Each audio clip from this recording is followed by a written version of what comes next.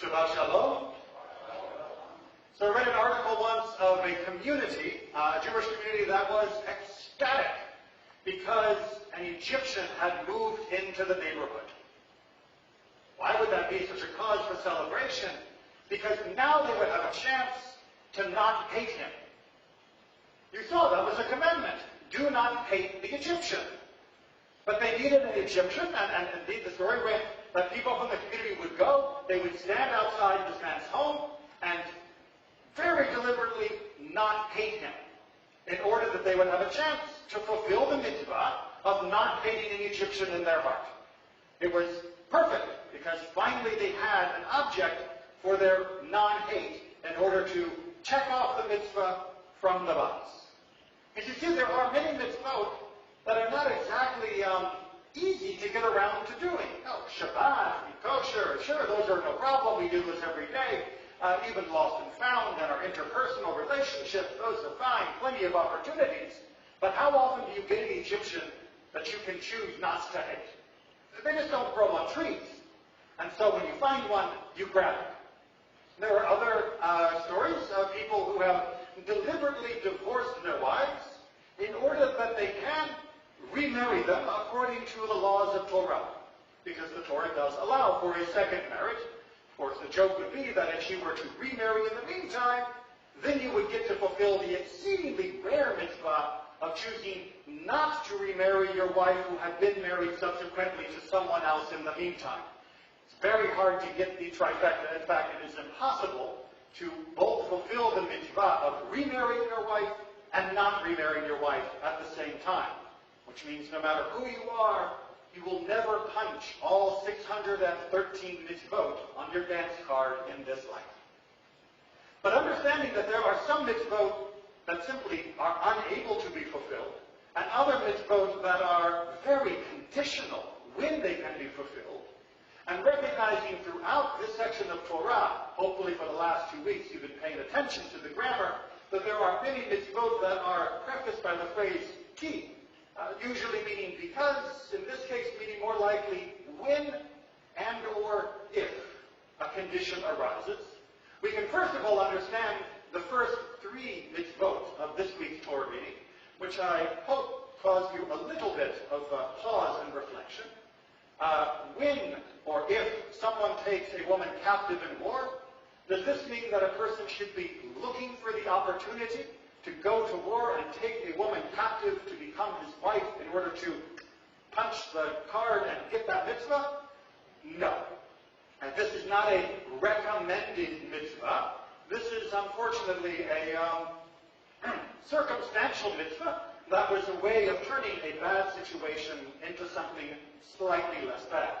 Similarly, when the next mitzvah talks about having a beloved wife and a not so beloved wife, and the way that you treat the children that come from each, does that mean that a person is then obligated or even encouraged to go out and get married to 2 women simultaneously, and then pick one of them not to like in order to fulfill the mitzvah of not letting that affect their inheritance decisions?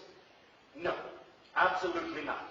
Nor does the third mitzvah in the sequence require us to deliberately have a rebellious child so that we can treat them according to the laws of that mitzvah. These are all very situational, and indeed all 3 of them are considered by our tradition to be not desirable in the first place, meaning you should not be hoping to ever have a chance to fulfill these mitzvot. All of them are prefaced by that lovely Hebrew phrase, ki, when/if this is the case. But with that understanding, hopefully now in our minds, we go back to last week's Torah reading in chapter 17, and we find another key.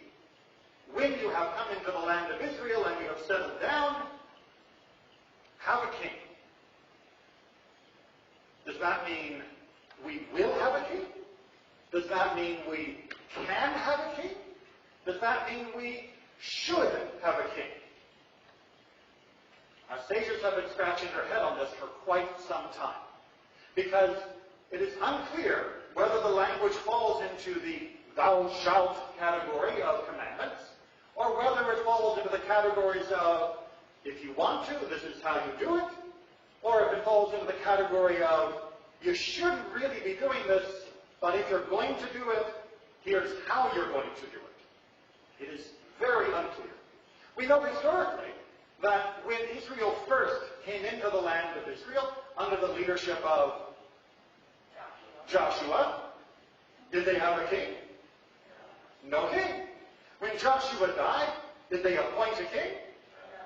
No king. Instead, it was the shoftim, it were the judges, the chieftains, that would be raised up by popular acclaim and looked to as leaders in crises, and the more mundane leaders of each community would handle the day-to-day affairs, referring, of course, to the rabbis and other teachers for understanding Jewish law.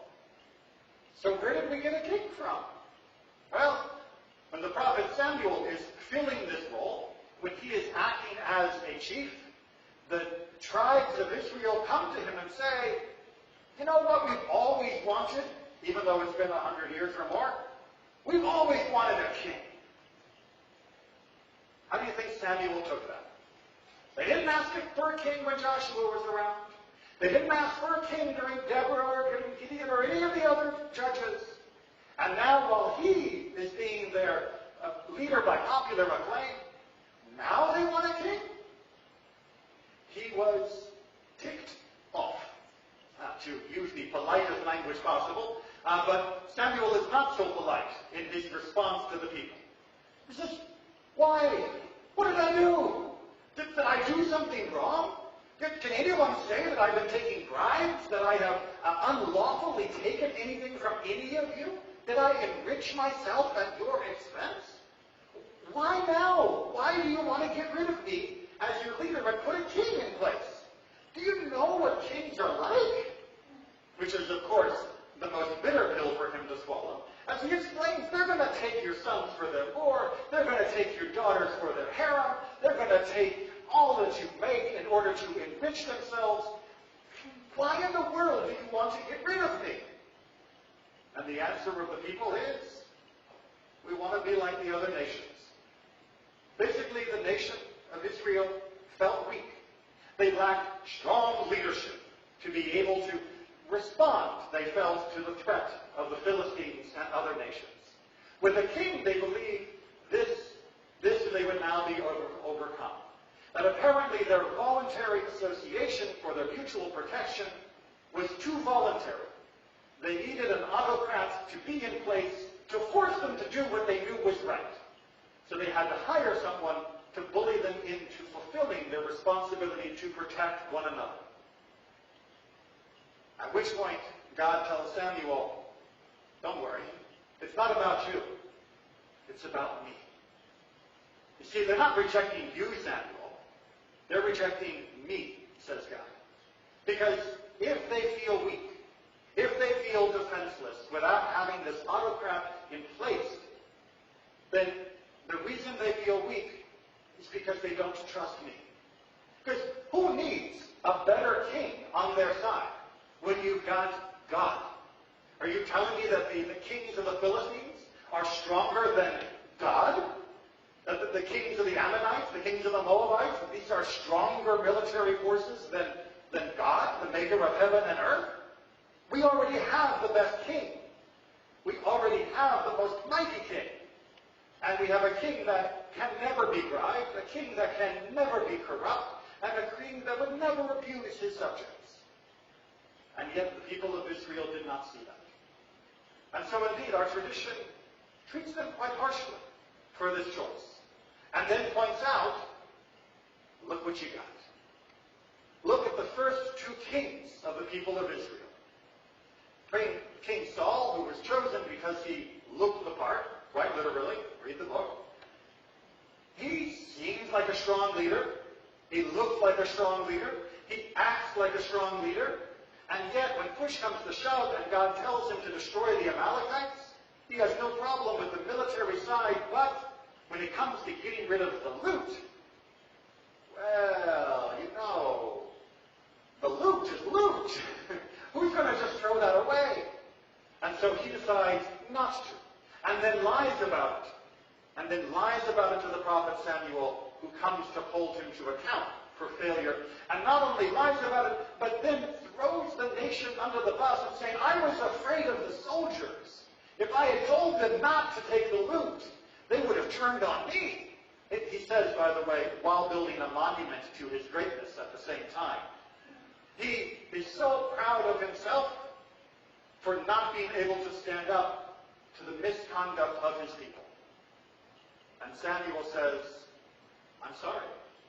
This is not the king that God wants. There are rules if we have a king. The Torah says them, as we saw last week. And one of the rules is the king has to have a Torah and follow the Torah. And that means the king is subject to a law beyond the king. A king beyond the law of the king, because this law comes from the King of Kings, from God. And Saul says, oh, well, in that case, I'm sorry. Samuel says, no. It doesn't work like that. You can't be just sorry for losing your crown. You have to be sorry, repentant for what you did, not merely the consequences. And so the kingship is then passed with much difficulty and travail to David. David is cut from a completely different cloth. He is the least of his family. He is somebody that is meek and mild in all ways. And he is somebody who is writing poetry and psalms to God and clearly holds God in his heart. And yet, when David is king, when it is time for kings to go to war, he sends out the army and stays home, lounging on his rooftop plaza, and sees a pretty woman. The pretty woman happens to be married to someone else. That's not such a problem when you're king, because you can arrange for that someone else to disappear, especially during a time of war when accidents happen, or at least can be arranged to happen. And this time the prophet Nathan comes to David and says, what have you done? You took the wife of another man. You could have had your choice of any available woman in the entire kingdom. And you took this woman and you allowed, arranged, murdered this man. How can you do this? And David says, I'm sorry. David repents. David truly, deeply to the bone of his body, regrets what he has done, throws himself at God's mercy, and begs for forgiveness, admitting that everything he did was wrong and inappropriate. And it is because of that, because of David's willingness to humble himself before God, that he becomes the founder of the dynasty that continues throughout Jewish kingly rule.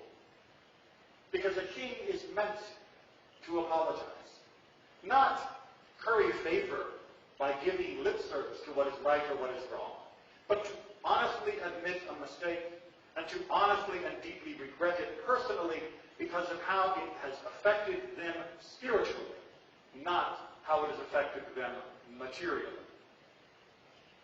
And this is the lesson that we can then draw.